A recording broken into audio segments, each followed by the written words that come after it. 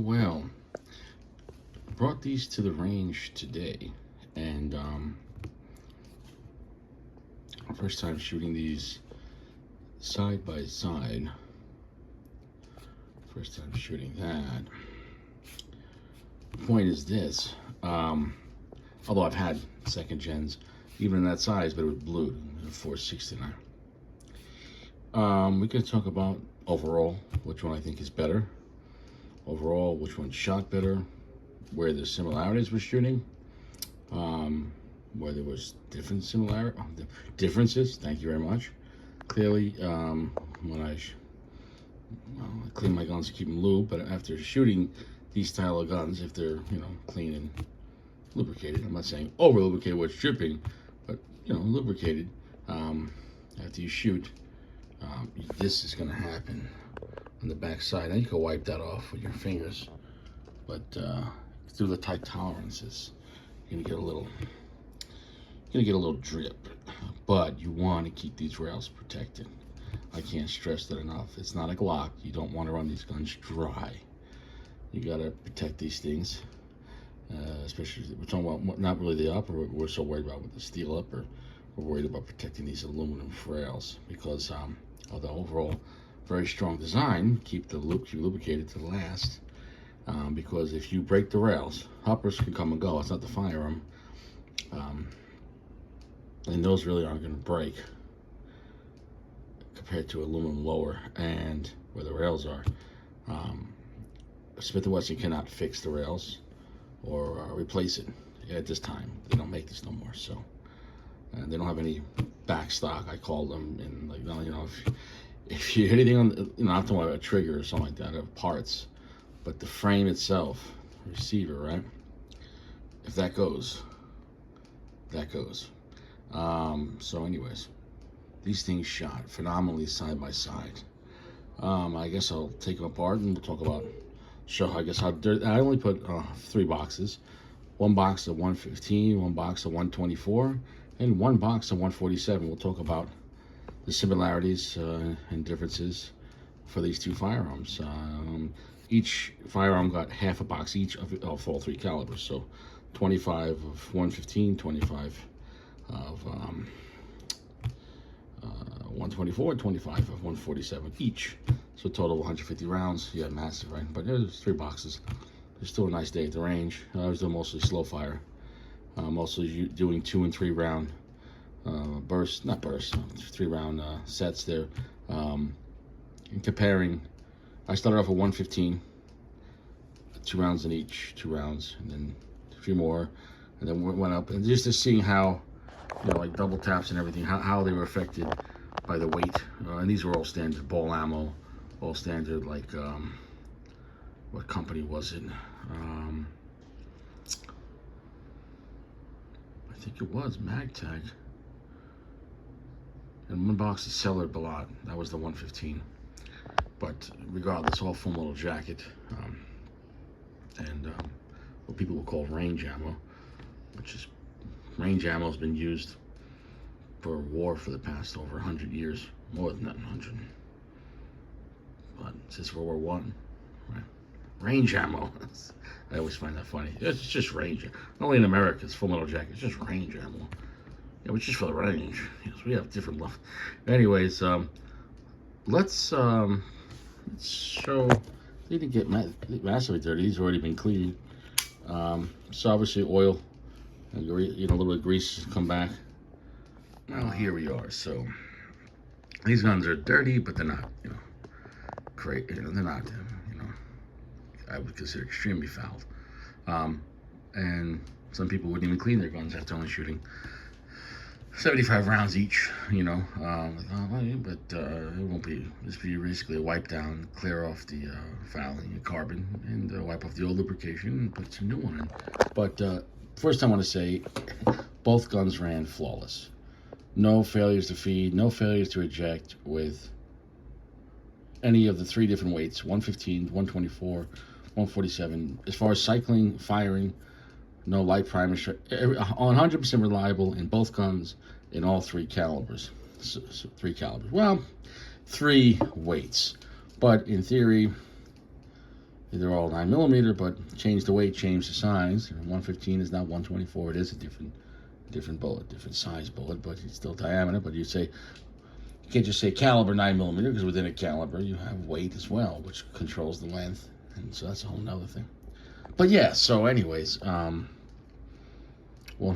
reliable, for everything, and I expected that. If you don't know anything about Smith & Wessons, the second and third gen, they're phenomenal firearms. We can go over how dirty they got from only 75 rounds, not massively, quick wipe down. In some way, I think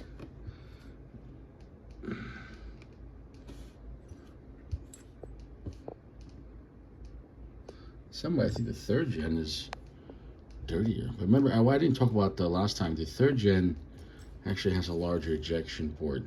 Here, it's more open here. We'll clean that out versus on the second gen. It's a little tighter there. So they cut back some of the weight there. And it is a different slide geometry. If you look at that slide on the top, it has more of a flat top, but it has more of a wider design than this. I'll say this though. Shooting it overall, especially from the beginning, this felt like it was more accurate. But that makes sense because this series has better sights, and this series, this pistol doesn't have a front sight. I mean, it has the base, but I think those things normally had like an insert or something like that. Or I don't know if it was an orange insert. I don't know, or something in there. But something needs to go in there. I don't even care if I put a sticker. I don't care if I put some nail polish on it, because it's just looking down at it. The rear's fine. It was a little worn, but the front, it just needs a color contrast. So that's not the gun's fault, as far as it's something either worn or fell off, or I don't know what the original 669, if there was anything in there, if that's the way it was. In my opinion, I'm gonna have to do something like that, even if it's just a little orange nail polish, and that's that. As long as you have the contrast. But as far as the both guns shooting, phenomenal. The triggers, believe it or not, when actually shooting on double action and decocking, even though this has a half cock option, I really couldn't tell the difference. It's one thing when you're playing with it at home, which but I mean, when you're actually shooting rounds, going from double to single on either one, you just pull it. It was negligible difference. So both double actions were sweet, and the single action resets are stupid. Stupid. These guns will make you a better shooter. These things in single action are phenomenal. Clearly, you can see I brought a lot of. These are all 59 mags, or which will stick out, or smaller mags for these. But everything was reliable. I felt from the beginning, compared to each other, this one was more accurate. Like I said, I really think that do maybe with the front side, which is not really fair. I just need a little contrast for this one. But as I went on, though, I really couldn't tell a difference, and I'll put in the video of the targets, and these were at 10, 15, and 20-yard targets. And granted, these are not I wasn't using a bench rest. I was just standing, and I wasn't completely slow firing one round and give it, put it down. I was just mostly doing a lot of double taps and triple taps, and I was very happy for what this is for a carry gun. I found this to be more than accurate on a small. I only shoot small. Sticker targets that change color, aim small, and so I'm very happy on both of them side by side. If I had to choose one or to carry, it'd be definitely the third gen. And that part of that too is because I don't want to beat this one up, just scratching it more or beating up more. This one's a little more piece of history in my opinion, because it's the first double stack my compact for Smith & Wesson, and I think on the American market, I don't think there was no, unless you had some custom shop make it, you know. Basically, some companies were taking Model 59s and chopping them up this way and that way and making this. And so Smith & Wesson said, well, we better start making it ourselves. So as far as accuracy, I felt I was a better shot with this. And even if it is the same, in the end, if that's just a psychological factor, I don't know. But part of it, I think, to do was the sights. But, and even though both, I don't know, I feel like I like shooting them both. Side by side, though. What's more to talk about with the ammo, though? Both of them at 115 were less accurate than they were at 124. And so at 115 is the lightest grain. And all was standard pressure, right? So, and I wasn't like even shooting 124 NATO, so that's going to be a fact. So standard pressure, 115, 124, 147. The 115s were a little all over the place. And that was not me. It just literally, you know, it's just, the point of impact was more variable. Once I went to 124, it was point of aim, like just bullseye after bullseye. But a noticeable little more pushback. 147 was point of aim, but with even less recoil. So of the three, 147 was the best. 147 had the accuracy of the 124, but even less recoil. 147 was a pussycat in this thing. So, in my opinion, if you have these guns in this size, in aluminum, my recommendation would be 124 or 147 carry ammo. That's my recommendation. I'm talking about only standard pressure. Because those would what seems what they shoot them better as far as accuracy wise. The 115, not that the 115s were fine, but the 124 were you know. So I wish I would have had separate targets, like 6 separate targets, like 3 targets for each different grain. But I didn't want to waste that many sticker targets. That was just stupid, but I should have. But so you will see a variable on the targets, and and I would say that. With the 115s, there was a couple of flyers at like the 20 yards. So, and you know, it's a compact handgun, but still, yeah. But with the 124s, I didn't have anything outside, you know, the bullseye, and with the 147s either. But the 115, I don't know, it was what it was. Similar to a picture like a 38. A lot of 38s were designed for 158 grain. Especially a lot of older guns. That's what people were shooting, 158. You know, watt cutter, semi-watt cutter. And then you go down to a 125. I don't know if it just doesn't stabilize it right, you know. Or the way the sights were designed on those guns were designed for a certain grain. And I can't stress that enough. So I really, you know, for range ammo, though, once again, though, gives a shit, you're just shooting paper. But if you're going to carry this thing, give yourself a better chance with 124 grain. Or 147, depends what you want to do, but I would go with either 124 or 147. They point natural of aim. If you can handle a little more recoil, go with a 124 plus P. You know, if you want the softest possible shooting, but with the biggest bullet, go for 147. And do what you want to do. That longer, heavier bullet with less velocity was cycling like butter. So yeah, but not that any of these. I'm used to shooting 40, 45, 44 Magnum, 357 Magnum. So not that those are crazy calibers, but it's nothing from. We're talking about just in the realm of 9mm, in the realm of these little guns. Okay, so by no means do I think any 9mm has any recoil. I'm just talking about within this realm, within this universe. You know, the 115 was a little snappier than the 124. In some ways, but the 124 a little more pushback, but the 124 was point aim, and the 147 was the least recoil within those three, and the softest, and with still point of aim. So 147 might be perfect in this size, you know. And you with a shorter barrel, you're gonna get less velocity no matter what grain you use. So in this case, maybe you like the heavier bullet, because you know, because with the faster bullet, you're still gonna lose velocity with this 3.5-inch barrel, but you can't lose weight as far as a bullet. If a bullet is a grain, 147, it's 147 whether it's coming out of a 5-inch, 4-inch, or 3.5-inch barrel. So if that's the case, then it's at least give you maybe some better ballistics with the just using a bigger bullet, you know, lengthwise, not diameter, because you're stuck with 9mm 35.5 caliber. But yeah, I would go 147 probably, or 124 loaded hot, in my opinion. That's what these are.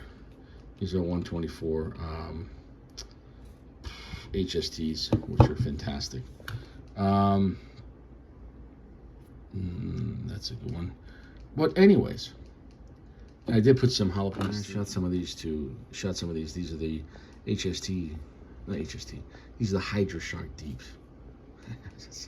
God, that sounds like the guy she told you not to worry about. The Hydra Shark Deep. Oof, her ex-boyfriend. So I put some of these through both. Why? Well, I wasn't worried about like an HST, but these have a very long design, a very sharp design here too, and a very flat frontal element to that, and wide base. So I figured if it would feed and cycle those and shoot those, it would feed any other hollow point. I wasn't worried about. But honestly, within 2nd or 3rd gen, I've never seen these things jam. They feed anything. These will feed empty cases if you hand cycle. So don't worry about it. I think we're done here. I'm not gonna make a video about how to clean your guns. I mean, you should know how to clean your guns. If you don't, go watch someone else. But the point is, side-by-side comparison, yeah, I felt more confident with the 3rd gen. And more than just, I think, that front sight. I think that obviously the 2nd gen being older design, back then, I think these looks nicer. I think in some ways it feels better with the grippiness and the way it's designed with all the texture. But at the end of the day, the engineers on the 3rd gen had lost some of its shine, it lost some of its pomp and circumstance, it lost some of its panache. What word am I looking for? It was more. It had some more details on this that I liked for look and fit and finish. But whatever they did as far as form and function and recoil impulse and the trigger, just overall, I can't deny that the same gun in the 3rd gen with all these little minor improvements, the 3rd gen shot better. I felt better with this. And when I say better, I'm not talking about 100%. I'm just saying, just of the two, I know this is the better shooting gun. This is the better looking gun. This is the rarer gun. And when I say that, this still shot great, shot phenomenal. But yeah, if I had to choose one to carry or with a range, I would use this one, even though it's newer but more beat up. And this one is what it is, a piece of history. Let me clean them up. I'm out of here, guys.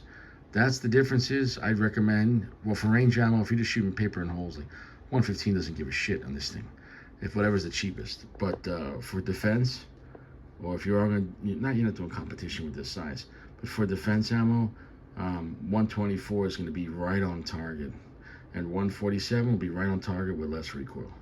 I can't stress that enough. For defense ammo, go with 124 on these, or even 135 if you want to. I think 115 with these, whatever it is, I don't know, with the shorter barrel, if it just doesn't stabilize it enough. I don't know. I don't know.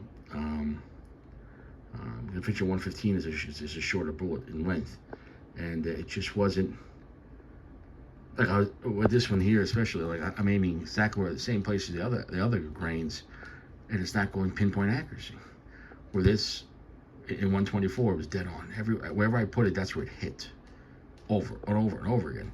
Whereas in 115, it was like maybe an inch or two high, or 3 inches here, whatever, and you're like, what the fuck, especially when I went to 20 yards, and you'll see that there's a couple of flyers, but it is what it is. Well, we're out of here.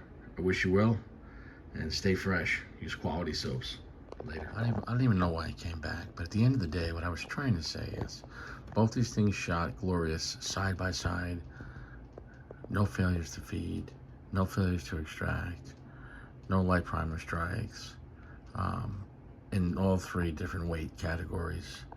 So 100% reliability. And then you cross compute that with, I don't know, was it 18?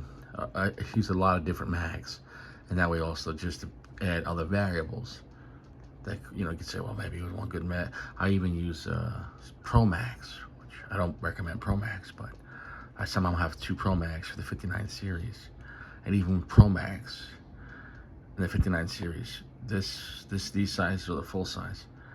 It won't jam with even Pro Mags. That's how reliable Smith & Wesson 2nd and 3rd gen is. I can't stress enough. Of course, you still clean and maintain your firearms and properly lubricate the rails. I can't stress enough, and keep it free of debris as best as you can. These things are, part of your family. If it can protect your family, it's part of your family. I can't stress that enough. And look at that. So, yeah, I would continue with the lower, the 6-ounce 6 for carry. But you see where it all started off on the 2nd gen. Pretty much shoots just as good. I just need to put some type of, bring the one on top to the range for the first time. I have to put something for the front sight. I didn't think it would be that much of a variable, but with the silver slide, with the silver post, there's no contrast. So, especially you start shooting, it's like a little heat. It needs a contrast. So, I'll figure out something there. I mean, honestly, I'll just borrow some of AP's nail polish and just, do that. It is what it is. Can't stress that enough. I have nothing but great things to say about both of these. I would say the edge goes to the 3rd gen, though, as far as actually shooting it. Looking at it, and it's not like the 2nd gen had any failures in a sense. But what I'm saying is the 2nd gen is definitely more beautiful to look at. But the features that were built into the 3rd gen, you won't really realize until you actually shoot it. That slightly different design, wider slide, wherever they added some weight in that slide, because definitely it's a little wider. The way they spread the dimensions on the 3rd gen slide, it's a little beefier. And I'm telling you, when you're shooting it side by side, not that, I understand 9mm to me doesn't have recoil, but I'm saying within, just comparing them between in this little universe of these 2 firearms, the 3rd gen was an upgrade as far as performance. As far as flashiness, no, flashiness went down in 3rd gen. And as they went down, they started adding more MIM parts. And so you can see the MIM part in the trigger and the hammer, but at least the safety decocker and the extractor on this is still stainless, but it's not polished stainless like this. So it's not necessary, but all the things that were unnecessary were necessary in the 80s. And then by the late 80s, early 90s, grunge came around and things were less flashy. It was just all about performance and not about big hair and I don't know. Anyways, somebody back in the 80s was rocking this in IROC. You know that, you know what I'm saying, though. But it is what it is. I'll see you around. Stay fresh. Shooting these next to each other, I wish I would have shot them both at the same time. I had a video of that. I don't know if you could do that at the range, but if I have some private property, I could do that. But yeah, I can't recommend these enough. I'll see you around.